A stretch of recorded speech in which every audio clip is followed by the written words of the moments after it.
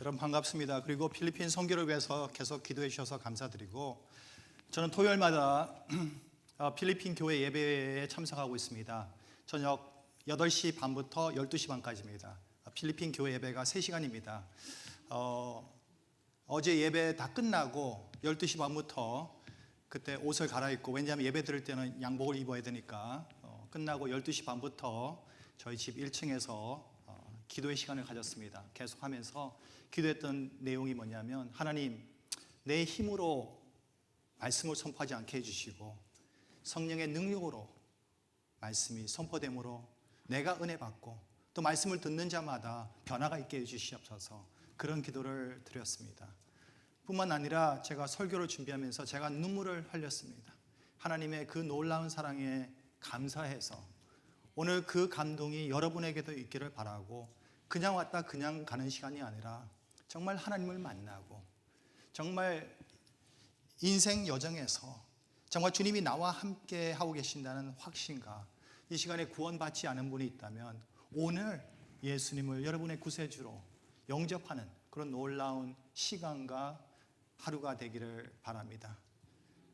하나님께서 저를 십자가 뒤로 감춰주시고, 여러분은 저를 바라보는 것이 아니라 진리의 말씀을 바라보시고 또 진리의 말씀으로 격려받고 힘을 얻으시기 바랍니다. 이민생활 너무 힘듭니다. 때로는 깨진 그릇처럼 이곳에 왔습니다. 때로는 부부의 문제와 가정의 문제와 또 이민사의 여러 가지 문제로 힘들잖아요. 하나님은 멀리 계시지 않습니다. 하나님은 여러분 곁에 계십니다. 손을 잡아주십니다. 도와주십니다. 오늘 말씀을 통해서 여러분을 격려하시고 사랑하시는 그 하나님을 꼭 만나시기 바랍니다. 기도하시겠습니다.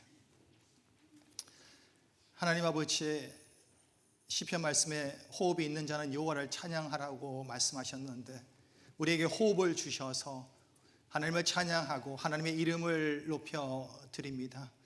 하나님 아버지, 우리는 이곳에 나올 수 없지만 하나님의 은혜로 이곳에 나와서 하나님께 예배와 찬양과 경배를 올려 드립니다. 하나님 아버지, 우리의 마음이 하나님께 고정되게 하여 주시옵고, 진리가 우리를 자유케 하는 것처럼 오늘 말씀이 우리를 자유케 하며 오늘 말씀을 통해서 우리의 믿음이 성장하게 해 주시옵고 우리의 영적의 삶이 변화가 있게 하여 주시옵소서. 하나님 아버지, 냉랭했던 우리의 심령이 뜨거워지게 해 주시옵고 주님이 나를 향한 그 비전을 새로 붙잡게 하여 주시옵소서. 오늘 성령의 능력을 구합니다. 성령께서 이곳에 역사하여 주시고 운행하여 주시고 우리의 마음을 만져 주시옵소서. 감사하며 예수님 이름으로 기도드렸습니다. 아멘. 여러분, 오늘 설교 제목은 확신입니다. 우리 삶에서 확신은 아주 중요합니다. 예를 들어 보겠습니다. 결혼식입니다. 결혼식 하려면은 여러 가지 준비를 해야 됩니다. 결혼식 날짜를 잡아야죠. 결혼식 장소, 저 같은 경우는 이제 교회에서 결혼식을 했습니다. 또 리셉션이라든지 또 웨딩 드레스, 또 함께 살 집, 또 경제적인 부분, 여러 가지 준비해야 될 부분인데, 가장 필요한 부분이 뭐냐면, 이 사람은 나의 평생 배필자라는 확신이 필요합니다. 왜냐하면 결혼 결심을 하기 위해서는 그 확신이 있어야 됩니다. 저는 저희 아내와 결혼할 때에 100% 확신이 없었습니다. 95%였습니다. 근데 저희 어머니가 5%를 채워주셨습니다. 어머니, 결혼할 사람이 생겼습니다. 그래, 참고로 저희 어머니는 김해 출신이십니다. 성이 뭐고 이시입니다. 이시 양반이다, 결혼해라. 그래서 어머니의 확신으로 95%가 100% 확신이 돼서 결혼했습니다. 자, 혹시 이 자리에 계신 분 중에서 손을 안 드셔도 됩니다. 나는 확신이 없는데 결혼했다 하시는 분, 그리고 옆에 그 배우자가 있으면 아무 말씀하지 마시고 살짝 얼굴 보시면서 웃으시기 바랍니다. 과거가 중요한 게 아니라 현재가 중요합니다. 확신은 우리 인생 여정에서도 아주 중요합니다. 교회는 다니고 기도는 하고 말씀을 듣지만은, 그러나 예수님의 부활, 그리고 홍해가 갈라지고 죽은 나사로가 살아나고 또 예수님께서 물 일을 그러시는 그 성경 얘기를 들을 때마다 의심이 가고 확신이 서지 않을 때가 많습니다. 저는 다음 달 초에 다시 필리핀으로 돌아가는데 필리핀은 85%의 인구의 85%가 카톨릭 신자라서 하나님을 다 압니다. 하나님을 다 믿습니다. 그런데 치명적인 약점이 뭐냐면 구원의 확신이 없습니다. 선생님, 오늘 저녁에 만약 죽으신다면 천국에 갈 확신이 있습니까? 할 때 그분들이 힌디꼬 알람은 모르겠다는 뜻이에요. 글쎄요, 모르겠습니다. 가면 좋겠죠. 50%라고 합니다. 하나님을 알지만 천국에 갈 확신은 없다는 거죠. 여러분, 확신이 없다면은 두려움이 있고 의심이 생기고 염려가 있고 혼란감이 있습니다. 그리고 확신이 없는 신앙 여정은 흔들립니다. 특별히 확신이 없을 때는 뿌리가 얕은 나무처럼 비바람이 올 때는 그 나무가 넘어질 수밖에 없습니다. 확신은 아주 중요합니다. 왜냐하면 확신일 때 기쁨이 있고 평안함이 있고 담대함이 있고 강한 용기가 생기기 때문입니다. 그래서 우리가 확신이 있을 때 어떤 희생도 감수할 수 있고 또 한 가지 확신은 특히 예수님에 대한 확신은 우리가 주님을 섬길 수 있는 가장 큰 이유이자 동기입니다. 지금 이 시간에도 전 세계에서 선교사님들이 그 열악한 환경에서 사명을 잘 감당하고 있습니다. 낯선 나라, 낯선 문화, 낯선 언어, 또 낯선 음식, 또 낯선 계절이죠. 그곳에서 하나님의 부르심을 받아서 정말 신실하게, 묵묵하게 그곳에서 선교를 하고 계시는데 그 이유가 뭡니까? 복음에 대한 확신이 있기 때문입니다. 이 확신은 교회를 오래 다닌다고 생기는 것이 아닙니다. 30년 교회 다니신 분 계실 거예요. 아직도 확신을 못 하시는 분이 계실 것이고 또 1년 다녀도 확신이 생길 수가 있습니다.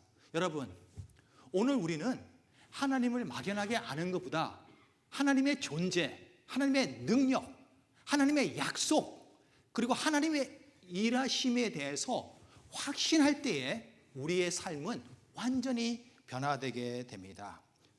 그런데 왜 우리는 확신을 못하는가요? 인간의 본성은요, 봐야 믿을 수 있습니다. 요한복음 20장 25절에 도마가 이런 말합니다. 내가 예수님의 못 박힌 손을 보고 내 손가락을 그 안에 넣고 그리고 예수님 옆구리에 내 손을 넣지 아니하고는 믿지 아니하겠다. 즉 직접 봐야 믿겠다라고 얘기를 합니다. 더구나 부활 후에 예수님의 제자들까지도 또 의심합니다. 마태복음 28장 16절 17절에 11 제자가 갈릴리에 가서 예수께서 지시하신 산에 이르러 예수를 배웠고 경배하나 이때는 부활 후입니다. 아직도 의심하는 사람들이 있더라. 명백한 부활의 증거가 있음에도 불구하고 제자들은 의심합니다. 제자들도 의심하면 우리도 의심할 수 있죠. 어떻게 보면 의심은 우리 삶의 한 부분일 수가 있습니다. 그럼에도 불구하고 요한복음 20장 29절에 예수님께서 이런 말씀하십니다. 보지 않고 믿는 자들은 복이 있도다. 우리는 그것을 믿음이라고 합니다. 오늘 제가 여러분에게 소개할 스데반 집사님은 그 믿음이 있었고 그 믿음으로 인해서 예수 그리스도에 대한 확신이 있었고 그로 인해서 돌을 맞고 순교를 합니다. 우리는 스데반 집사님을 최초의 순교자라고 합니다. 순교자가 뭡니까? 순교자란 자신이 믿는 신앙을 지키기 위해서 목숨을 택한 사람을 의미합니다. 여러분, 여러분이 잘 아시는 베드로도 안디옥과 소아시아에서 말씀을 전하다가 로마에서 십자가 선고형을 받습니다. 베드로는 그렇게 얘기합니다. 저는 예수님같이 죽을 수가 없습니다. 저는 거꾸로 처형당하고 싶습니다. 그래서 베드로는 십자가에서 거꾸로 순교를 했고 야고보는 목배임을 당했습니다. 모든 제자들이 참혹한 죽음을 맞이했습니다. 여러분, 사람들에게 가장 두려운 것은 죽음입니다. 왜 그들은 삶 대신 죽음을 택했을까요? 왜 그들은 그 크나큰 고통을 택했을까요? 왜냐하면 그들에게는 예수 그리스도에 대한 분명한 확신이 있었고 그 확신은 그들의 신앙이요 그들의 타협할 수 없는 믿음입니다. 여러분, 사람들은 확신하지 않는 일에 목숨을 걸지 않습니다. 여러분, 사람들은요 확신하지 않는 일에 가치를 두지 않습니다. 여러분, 사람들은요 확신하지 않는 일에 중요한 선택을 하지 않습니다. 그러나 확신하는 일에는 거침이 없고 담대함이 생깁니다. 스데반 집사님이 그랬습니다. 그래서 오늘 사도행전 6장과 7장에 스데반 집사님의 이야기가 나오는데 일단 배경부터 보겠습니다. 6장 1절입니다. 그때 제자가 더 많아졌는데, 이게 그때가 뭐냐면 전도를 많이 해서 성도가 많아졌다는 뜻입니다. 헬라파 유대인들이 자기의 가부들이 매일의 구제에 빠짐으로 히브리파 사람을 원망하니. 자, 이것을 이해하기 위해서는 저를 따라해 주시기 바랍니다. 헬라파 유대인들이 있고, 그 다음에 히브리파. 쉽게 설명하겠습니다.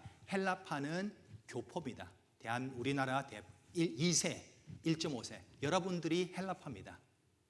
헬라파는 이방에서 자랐고 그리고 헬라어를 씁니다. 자, 히브리파는 예루살렘에서 태어나고 그곳에 자랐고 그분들은 헬라어를 쓰지 않고 히브리어나 아람어를 씁니다.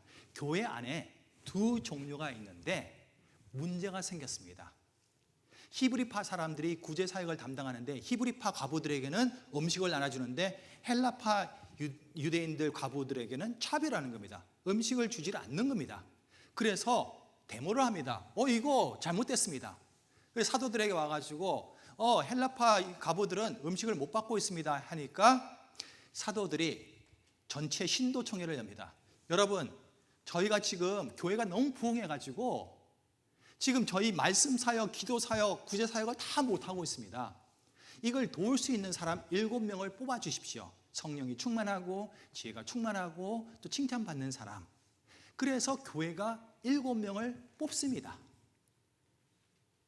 그리고 사도들은 그들을 위해서 기도하고 안수해집니다. 이것이 사도행전 6장 2절에서 6절까지 말씀인데 그 결과가 6장 7절에 나옵니다. 7절에 어떤 일이 나오냐면 하나님의 말씀이, 왜냐하면 이제 사도들이 말씀에 집중해서 말씀을 전할 때 왕성하여 예루살렘에 있는 제자의 수가, 그러니까 성도 수가 더 많아지고 허다한 제사장의 무리도 이 도에 복종하니라. 교회가 부흥했고 더구나 제사장도 주님께 돌아왔다는 그런 말씀을 하고 있습니다. 이 말씀을 준비하면서 열린 교회를 생각하게 되었습니다. 여러분, 오늘 처음 나오신 분들 정말 잘 오셨는데 다음 주에 다시 오셔야 됩니다. 제가 담임 목사님이 아니기 때문에 다시 오셔서 담임 목사의 말씀을 듣고 은혜 받으시기 바랍니다. 이 샬롯 열린 교회는 이 샬롯 지역에서 건강하게 성장하는 교회입니다. 그러나 지금 상황에서 만족을 하는 것이 아니라 복음 선포와 하나님 나라를 확장하기 위해서 더 많은 노력이 필요한데, 그러기 위해서는 성령과 지혜가 충만한 분들의 더 많은 헌신이 필요합니다. 스포츠에는 두 가지 종류의 사람이 있습니다. 선수와 관중이 있습니다.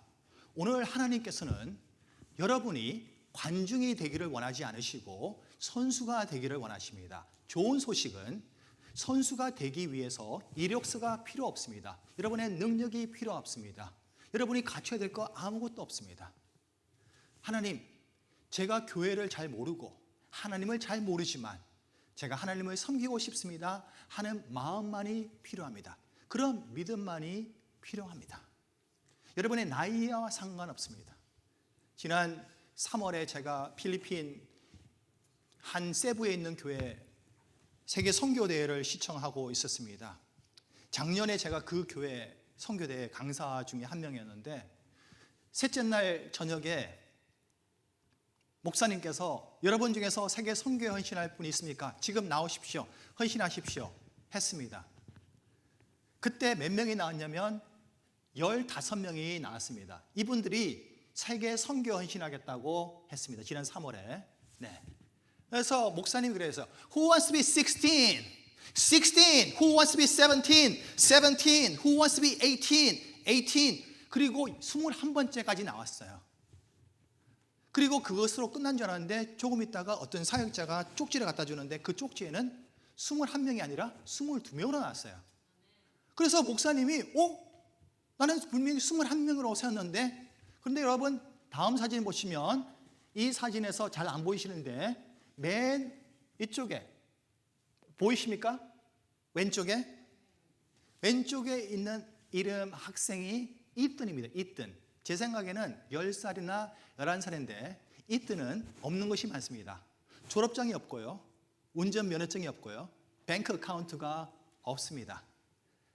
그러나 그에게는 있는 것이 있습니다. 열정이 있고요, 관중이 되기를 거부하고요, 선수가 되고자 하는 믿음이 있었습니다. 저 나이에 헌신한다고 해서 공부를 마치고 아프리카에 가는 거 아닙니다. 그러나 헌신하는 겁니다. 여러분, 저 아이가 할 수 있는 게 얼마나 있겠습니까? 그러나 저 아이의 마음은 나는 하나님께 쓰임받고 싶다, 이런 마음이 있습니다.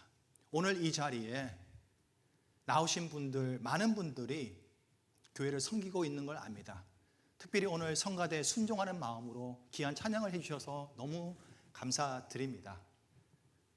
그러나 아직도 우리는 교회에 와서 관중으로 있다가 갈 때가 너무나 많습니다. 에베소서 2장 10절 말씀에 우리는 그가 만드신 바라 그리스도 예수 안에서 선한 일을 위하여 지으심을 받은 자니 이 일은 하나님이 전에 예비하사 우리로 그 가운데서 행하게 하려 하심이니라. 자, 우리는 실수로 이 땅에 태어나지 않았습니다.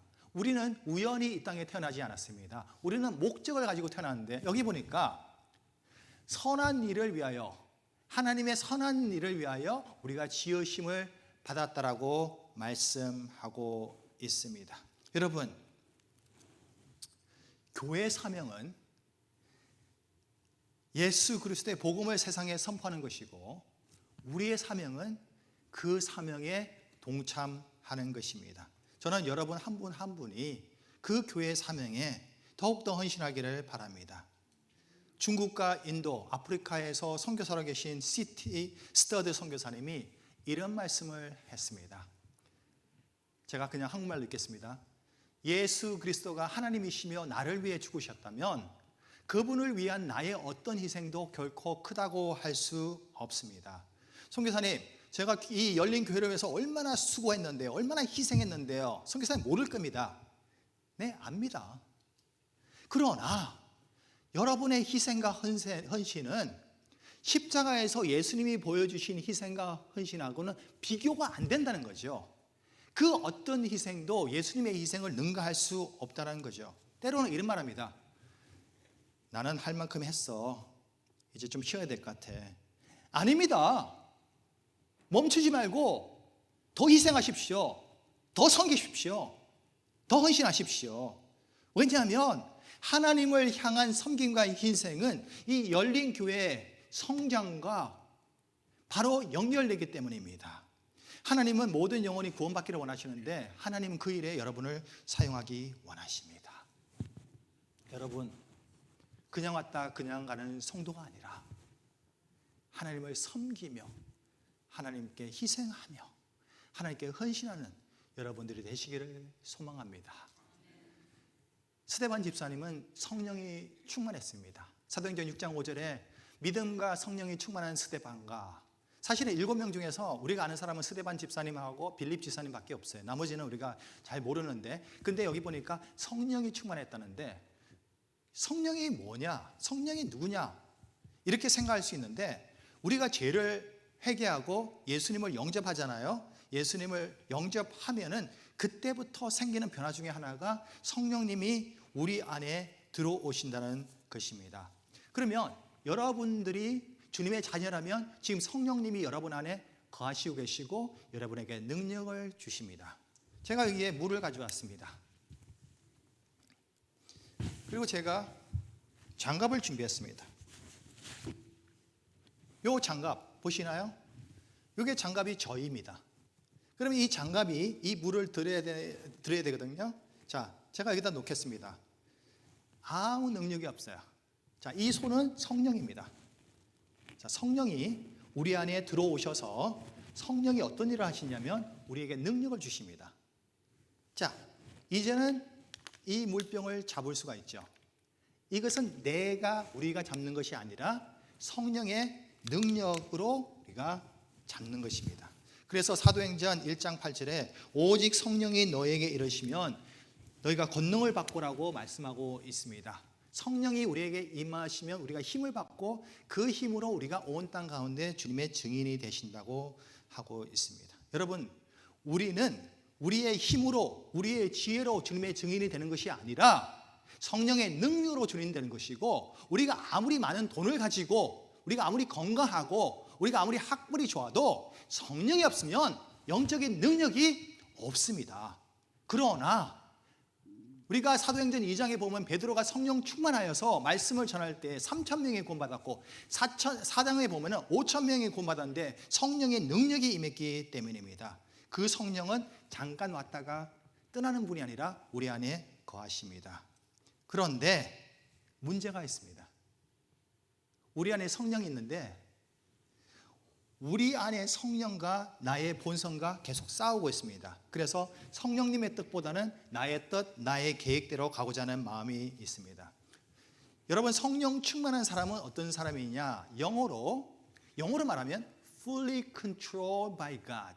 그러니까 뭐냐면 성령 충만한 사람은 전적으로 하나님에게 순종하는 사람입니다.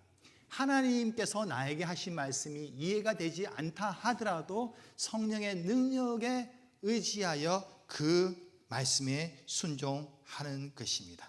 스데반은 그런 삶을 살았고요. 성령의 능력이 임하면 사도행전 6장 8절입니다.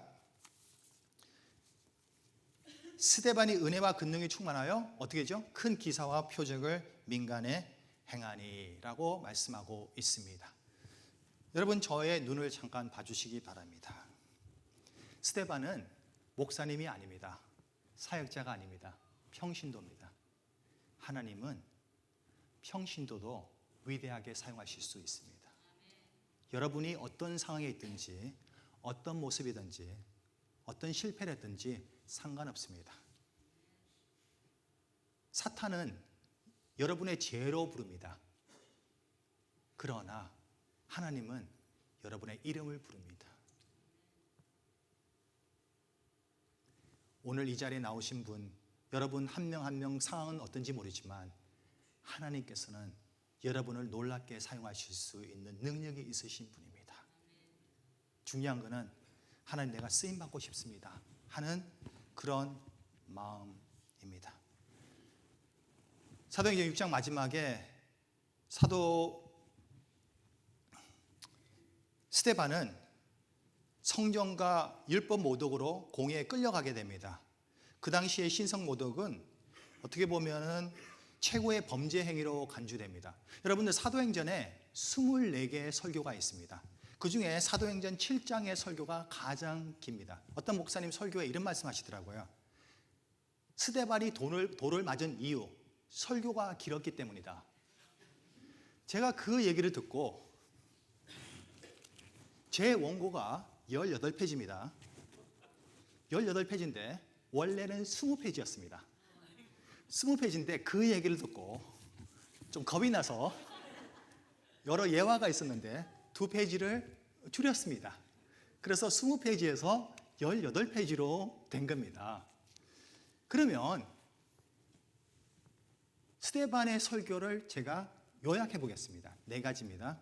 첫 번째, 여러분들은 하나님의 영광이 성전과 성막에만 있다는데 아닙니다. 하나님은 어디든지 계십니다.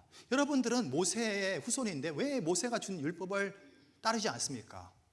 여러분들은 왜 조상같이 성령을 거스리고 있습니까? 4번째, 여러분의 조상들은 장차 오실 메시아를 예언한 선지자를 죽였고 여러분들은 예수님을 죽이지 않았습니까? 하면서 스데반은 뭐라고 하냐면 여러분들은 위선자요 살인자라고 합니다. 그러자 모든 사람들이 화를 내죠. 그런데 스데반 집사님은 전혀 요동치 않습니다. 왜냐? 죽는다 하더라도 그는 죽는 것이 아니라 부활하신 주님의 그 영광을 보게 되고 또 천국에 가는 확신이 있었기 때문입니다. 오히려 스데반은 평안했습니다. 그래서 사도행전 6장 15절에 어떤 말씀이 있냐면 공회 중에 앉은 사람들이 다 스데반을 주목해 보니 그 얼굴이 뭐였죠? 천사의 얼굴과 같다라고 합니다. 담대하죠. 여유가 있죠. 오늘 본문입니다. 사도행전 7장 54절입니다. 그들이 이 말을 듣고 어떤 말을 들었냐면, 지금 조금 전에 제가 말씀드린 너희들은 살인자요 위선자입니다 하는 이 말을 듣고 마음이 찢어져서 그를 향하여 이를 간다라고 하는데, 이를 간 것은 분노가 있었고 감정적으로 스데반에 대한 증오가 최고조에 올라갔습니다. 경멸하게 됩니다. 저 죽여야겠다. 이럴 때 어떤 행동의 변화가 있었냐면 이를 갈기 시작합니다. 이를 간다는 건 뭐냐면 화가 최고로 올라갔다는 뜻이고 복수를 하겠다는 뜻입니다. 그런데 더 스데반을 화나게 하는 일이 있었습니다. 스데반이 예수님을 보게 됩니다. 55절입니다. 스데반이 성령 충만하여 하늘을 우르르 주목하여, 설교 중에 지금 하늘을 우르르 주목하니까 하나님의 영광과 및 예수께서 하나님 우편에 서신 것을 보고, 여러분 이 부분이 아주 중요합니다. 왜? 성경에서는 예수님은 하나님 우편에 앉아 계신 분으로 나오는데, 여기에서는 하나님 우편에 서신 것으로 나오고 있습니다. 무슨 얘기입니까? 지금 많은 사람들이 스데반을 지금 죽이려고 하고 있죠. 스데반은 혼자죠. 그럴 때 스데반의 비전 속에 예수님을 보게 되죠. 아마 제 상상 속에 예수님은 이런 말씀하시고 계실 것 같습니다. 스데반아, 두려워하지 마, 떨지 마, 겁내지 마. 내가 너와 함께하고 있단다. 내가 너를 변호하겠고 너를 박해하는 자는 심판을 받을 것이다. 내가 너를 지지할 것이고 너를 옹호할 것이다. 내가 너와 함께하고 있단다 라고 말씀하실 것 같습니다. 그런데 스데반은 저 예수님만 보는 것이 아니라 그 다음 절에 그 내용을 얘기를 합니다. 뭐라고 얘기합니까? 56절입니다. 56절에 말하되 보라, 하늘이 열리고 인자가 하나님 우편에 서신 것을 보느라 한대라고 하고 있습니다. 여기 보니까 보라, 따라하겠습니다. 보라. 아니요, 큰 소리 안 돼요. 보라. 하나님을 지금 보고 인자를 본다라고 하고 있습니다. 여기에서 주는 우리 영적 교훈이 있습니다. 우리가 아무리 힘든 시간과 어려운 시간이 있다 하더라도 주님은 우리와 함께 계십니다. 신명기 20장 1절에 이런 말씀이 있습니다. 내가 적군과 싸우려 할 때에 상대방의 말과 병거가 너희보다 더 많을지라도 그들을 두려워하지 말라. 애굽 땅에서 너를 인도하여 주신 그 하나님께서 너와 함께 하시느니라. 산이 높아 보이고 도저히 불가능한 상황이라도 두려워하지 말라. 하나님이 너와 함께 하신다. 3절 보겠습니다. 3절 보니까 마음에 겁내지 말고 두려워하지 말며 떨지 말며 그들로 말미암아 놀라지 말라. 그 이유가 4절에 나옵니다. 뭡니까? 너희 하나님 여호와는 너희와 함께 행하시며 너희를 위하여 너희 적군과 싸우시고. 여러분, 우리의 싸움은 우리에게 속한 것이 아니라 하나님께 속했고, 좋은 소식 알려드릴까요? 하나님이 싸울 때는 백전백승입니다. 하나님은 지지 않습니다. 하나님께서 대신 싸워주시고 너희 적군과 싸우시고 구원하실 것이다. 이것은 군대 용어인데요, 승리를 주실 것이라는 말씀입니다. 혹시 이 자리에 오신 분 중에서 마음이 힘든 분도 계실 것이고 위로가 필요한 분도 계십니다. 오늘 이 시간 이 말씀을 통해서 하나님께서 여러분의 마음을 만져주십니다. 내가 너와 함께하고 있단다. 하나님은 멀리 계시지 않으시고 바로 우리 앞에, 바로 우리 옆에, 바로 우리 뒤에 계십니다. 스데반 집사님은 혼자라고 생각하지 않았습니다. 주님이 스데반 집사님과 함께하고 있음을 확신했습니다. 앞으로의 이민생활 어떻게 전개될지는 모르지만 늘 기억하십시오. 하나님은 절대로 여러분을 떠나지 않습니다. 필요할 때만이 아니라 인생의 어려운 시간 중에서 주님을 바라보십시오. 사도행전 7장 56절에 말하되 보라, 하늘이 열리고 인자가 하나님 우편에 서신 것을 보느라 한대라고 합니다. 이게 왜 그 공회에 모인 사람을 화나게 했냐면, 공회에 모인 사람들이 바로 예수님을 죽였는데 그 예수님이 지금 부활해서 살아있는 것을 보느라 하니까 화가 납니다. 57절입니다. 그들이 큰 소리를 지르며 귀를 막고, 이제는 귀를 막는 거는 이제는 안 듣겠다, 그만 이런 얘기를 하게 됩니다. 격분합니다. 스데반에게 달려듭니다. 58절입니다. 성 밖으로 내치고, 레위기서 24장에 보면 여호와의 이름을 모독하는 자는 성전 밖에서 심판하라라고, 돌로 쳐 죽이라고 나와 있습니다. 그래서 성 밖으로 내치고 돌로 칠세라고 말씀하고 있습니다. 요 돌을 맞는 장면을 확실하게 하기 위해서 미시나를 제가 인용하겠습니다. 여러분 탈무드 아시죠? 탈무드와 비슷한 건데 유대인들의 어떤 교훈을 담긴 책인데, 우연히 제가 인터넷에서 이 미시나의 영문으로 번역된 것을 제가 읽었습니다. 어떤 상황이냐면은, 만약에 공회에서 재판이 끝나면 유죄 판결 받은 사람은 돌을 맞는 장소에서 15피트에서 서게 합니다. 그리고 묻습니다. 너는 죄인이냐 아니냐? 제가 오래전에 대학교 때 한번 과속을 해가지고 코트에 간 적이 있습니다. 딱 코트에 갔더니 그런 얘기 하더래요. Mr. Kim, are you guilty or not? 그걸 묻더라고요. 여기서 이제 길트를 해야지 그 재판이 위신이 서잖아요. 그리고 6피트에 가까이 가잖아요. 그러면 옷을 벗긴답니다. 그리고 이제 돌을 맞는 장소가 어떤 장소냐면, 제가 1m 78이거든요. 1m 78, 1m 80으로 생각하고 그 2배의 깊이의 웅덩이가 있습니다. 그러면 스데반을 고발한 증인 한 명이 나와서 뒤에서 확 밉니다. 그러면 떨어지겠죠? 그 사람이 죽게 되면 거기서 끝납니다. 그런데 그 사람이 살아있잖아요. 그러면 몸을 뒤집습니다. 두 번째 증인이 돌을 가져와 가지고 심장을 향해서 던집니다. 그런데 만약 살아있잖아요. 그때 모든 사람들이 돌을 던지는데, 지금 여기 보니까 증인들이 뭐 했다고 그랬죠? 왜 옷을 벗었는지 아십니까? 돌을 더 잘 던지기 위해서. 겉옷이 있으면은 걸그치니까 돌을 더 세게 던지기 위해서 옷을 벗어서 사울, 앞으로 이제 바울이 되죠. 근데 오늘은 시간이 없어서 바울에 대한 얘기는 하지 않고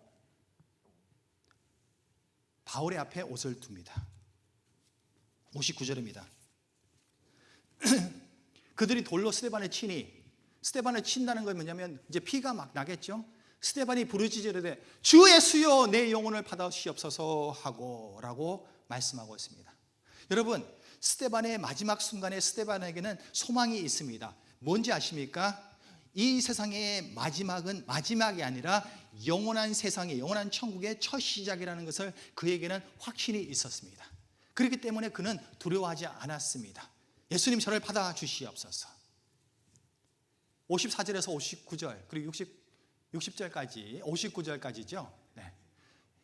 요 내용을 우리가 드라마 성경으로 다시 한번 들어보겠습니다. 네, 넘겨주세요.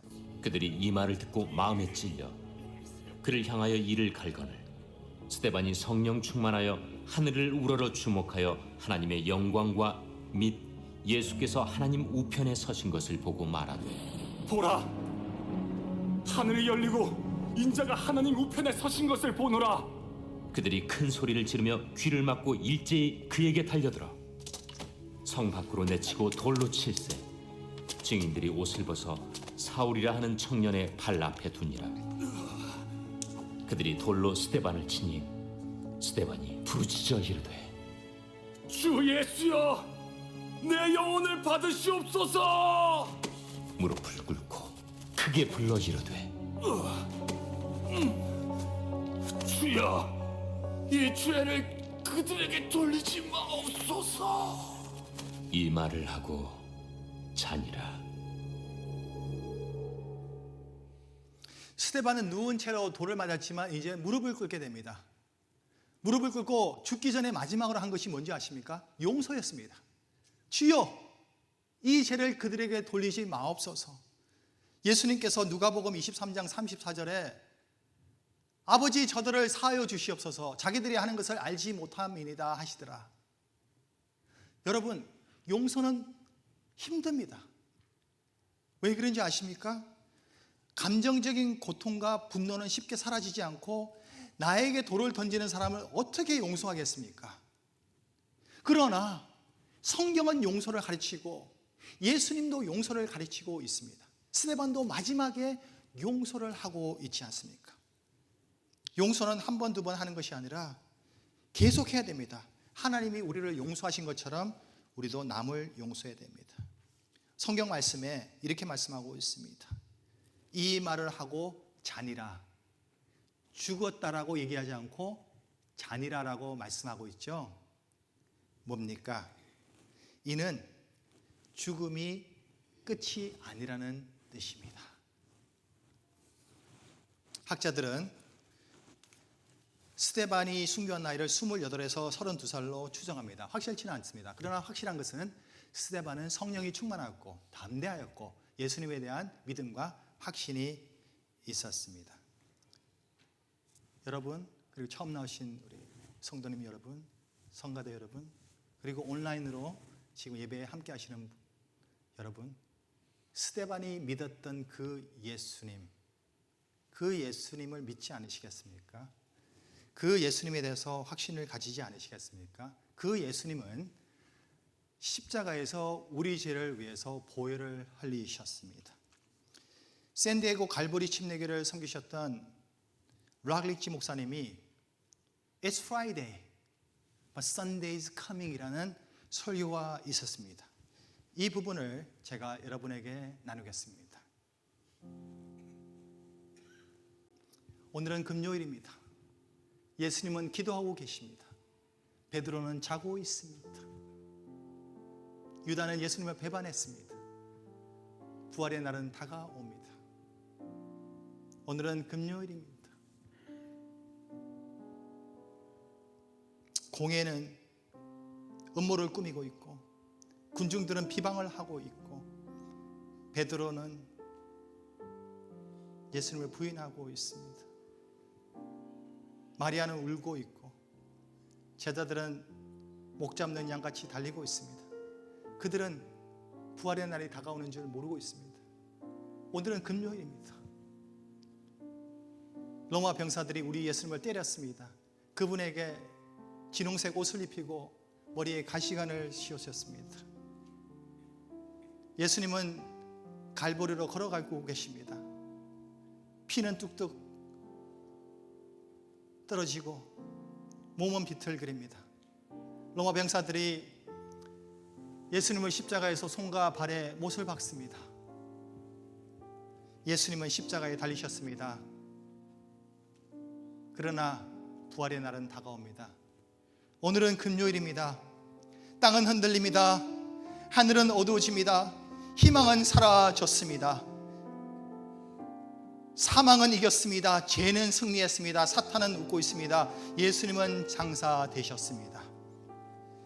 락리치 목사님 마지막에 이런 말씀을 하고 있습니다. But it's Friday. It's only Friday. Sunday is coming. 그러나 금요일입니다. 아직 금요일밖에 되지 않았습니다. 부활의 날은 다가옵니다.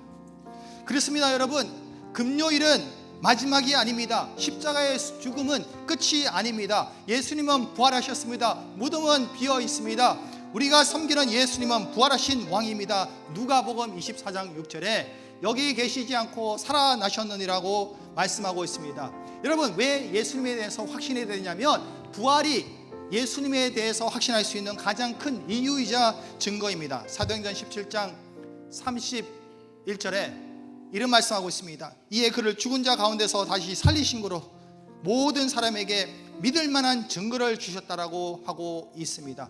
그렇습니다. 하나님은 우리 모두에게 예수님을 믿을 수 있는 증거를 주셨는데 그것이 바로 부활이라는 것입니다. 사랑하는 여러분, 세상에는 수천 개의 종교가 있습니다. 그러나 우리 죄를 위해서 십자가에서 보혈을 흘리신 분은 한 분뿐입니다. 빈 무덤도 하나뿐입니다. 죄와 사망을 영원히 이기신 분도 한 분뿐입니다. 천국으로 가는 길도 하나밖에 없습니다.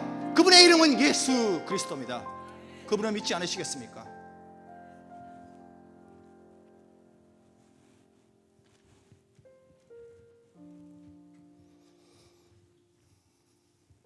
예수 그리스도는 생명의 떡이요 세상의 빛이요, 그는 양의 문이요 선한 목자시요, 그는 부활이시요 길이요 진리요 생명이시고, 그는 참 포도나무시고 우리의 구원자시고 우리의 주님이십니다. 스데반이 죽자 경건한 사람들이 그를 장사하고 크게 울었는데 놀라운 일이 생겼습니다. 스데반이 죽고 나서 예루살렘 교회에 핍박이 있지만 가장 위험한 순간에 복음이 전 세계, 이제는 사방으로 퍼지는 일이 있었습니다. 사도행전 8장 4절에 그 흩어진 사람들이, 왜냐하면 핍박을 통해서 많은 사람들이 흩어졌는데 그들이 다니면서 복음의 말씀을 전했다는 거죠. 여러분, 스데반의 죽음은요 헛되지 않았습니다. 그의 삶은 짧았지만 그는 영원한 결과를 만들었습니다.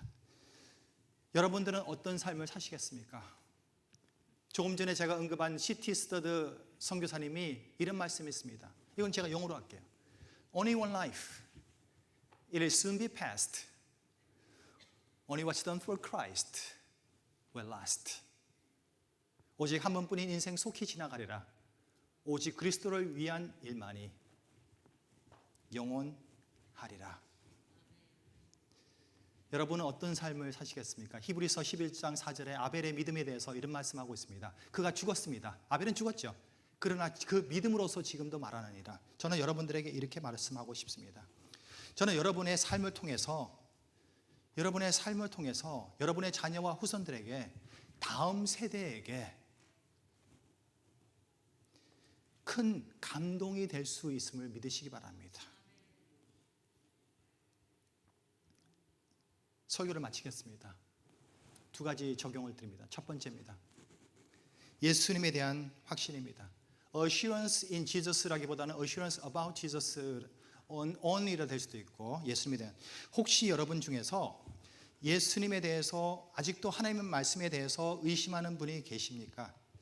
선교사님 이해가 안 됩니다. 이해가 되어서 믿는 것이 아닙니다. 제가 설명할게요. 이해가 되어서 믿는 것이 아니라 믿음으로 믿는 것입니다. 그 믿음은 말씀을 통해서 오는 것입니다.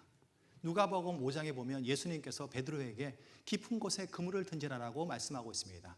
베드로는 전문 어부요, 예수님은 목수입니다. 목수가 전문 어부, 더구나 지난밤에 낚시를 했지만 한 마리도 못 잡고 이제 아침에 그물 청소하고 집에 가서 자야 될 사람에게 깊은 곳에 그물을 던져라는 것은 축구 경기를 90분 뛴 선수에게 또다시 또 다른 게임을 뛰라는 것과 똑같습니다. 또 노를 져야 되고 또 깊은 곳에 가야 되는, 얼마나 힘들겠습니까? 그런데 뭐라고 했습니까? 같이 읽겠습니다. 시작. 시몬이 대답하여 이르되 선생님, 우리들이 밤이 새도록 수고했을 때 잡은 것이 없지만은 말씀에 의지하여 내가 그물을 내리리다. 뭡니까? 뭐에 의지해서? 말씀에 의지해서. 우리는 성경 말씀이 이해가 되지 않지만, 그러나 믿음으로, 그 믿음이 뭐냐면 이해가 되지 않는 그 말씀에 확신할 때에, 베드로는 뭐라고 합니까? 이해가 안 되지만 말씀에 의지하여 내가 그물을 내리겠다고 말씀하고 있습니다. 이것이 적용입니다. 오늘 아침에 여러분 마음에 의심이 있다면 말씀에 의지하여 믿으시기 바랍니다. 그게 첫 번째고, 그 다음에 이제 여러분은 예수님 부활의 증인으로서 이번 한 주 누군가에게 예수님의 사랑을 전하고 다음 주에 전도하시기 바랍니다. 저 금요일 날 한 명 초청했는데 나오시지는 않으셨습니다. 그래도 계속 초청할 겁니다. 두 번째입니다. 구원에 대한 확신인데, 혹시 여러분 중에서 저는 제가 죽으면 천국에 갈 확신이 없습니다, 저는 제가 구원받았는지 잘 모르겠습니다 하시는 분이 계실 수가 있습니다. 여러분, 언젠가 우리 모두 죽을 것입니다. 오늘 아침에 여러분은 예수님을 믿기로 결정할 수 있고 그 선택이 여러분의 영생을 좌우합니다. 1912년 4월 15일 날 북대서양에서 빙산에 부딪혀 침몰한 영국 여객선 타이타닉을 기억하실 것입니다. 저 배에 2,200명이 타고 있었는데 1,500명이 사망했다고 합니다. 저 배가 출항하기 전에 세 등급의 승객이 있었습니다. 1등실 승객, 2등실 승객, 3등실 승객. 그런데 배가 침몰하고 영국의 리버풀에 와이스타 라인 컴퍼니 사무실에 게시판이 생겼는데 그 게시판에는 2등급의 사람밖에 없었다고 합니다. 누군지 아십니까? Known to be saved, 구출된 명단. 오른쪽에는 Known to be lost, 실종자 명단입니다. 오늘은 여러분은 어느 쪽에 속해 있습니까? 예수 그리스도로 영접하였다면 여러분 왼쪽입니다. 그러나 교회에 다니고 신앙생활을 한다고 하지만 아직도 예수님을 영접하지 않았다면 여러분은 오른쪽에 있습니다. 여러분, 가장 성경에서 우리에게 주는 소망의 벌스는 요한복음 3장 16절, 하나님이 세상을 이처럼 사랑하사 독생자를 주셨으니 이는 저를 믿는 자마다 멸망치 않고 영생을 얻게 하려 하심이니라. 오늘 이 자리에 혹시 내가 10년을 다니고 20년 다녔지만 내가 구원받았는지 모르신 분이 있으면 오늘 구원의 확신을 받으시기 바랍니다. 모두 눈을 감으시고 머리 숙이시기 바랍니다. 오늘 처음으로 예수님을 믿기 원하시는 분은 그동안에 내가 확신이 없지만 내가 예수님 확실히 믿기 원하시는 분은 지금 기도를 따라해 주시기 바랍니다. 마음속으로 주님, 저는 죄인임을 고백합니다. 저의 죄를 용서하여 주시옵소서. 주님께서 십자가에서 보혈을 흘리심으로 저의 죄가 모두 용서되었음을 제가 믿습니다. 이 시간 예수님을 제 마음의 구세주로 영접합니다. 예수님의 이름으로 기도드렸습니다. 아멘. 눈을 감으시고요. 혹시 이 기도를 하신 분이 계시면 조용히 손만 올려주시기 바랍니다. 네, 이 기도를 하신 분이 계십니다. 네, 봤습니다. 또 계십니까? 네, 봤습니다. 또 있습니까? 예, 이 기도를 하신 분, 지금 손 드신 분은 예수님을 영접하신 것입니다. 여러분들은 이제 영생이 있습니다. 또 있습니까? 아멘. 네. 이제 구원을 받으신 분들에게 도전합니다. 여러분들은 지금 의심의 길에 서 있습니까? 확신의 길에 서 있습니까? 이 시간 기도하겠습니다. 주님, 제 마음에 의심이 있고 제 마음에 믿기지 않는 부분들이 있는데 더욱더 확신하는 신앙을 갖기 원하고 내가 이 교회에서 관중이 아니라 선수가 되기 원합니다. 저를 사용하여 주시옵소서. 이런 기도를 했으면 좋겠습니다.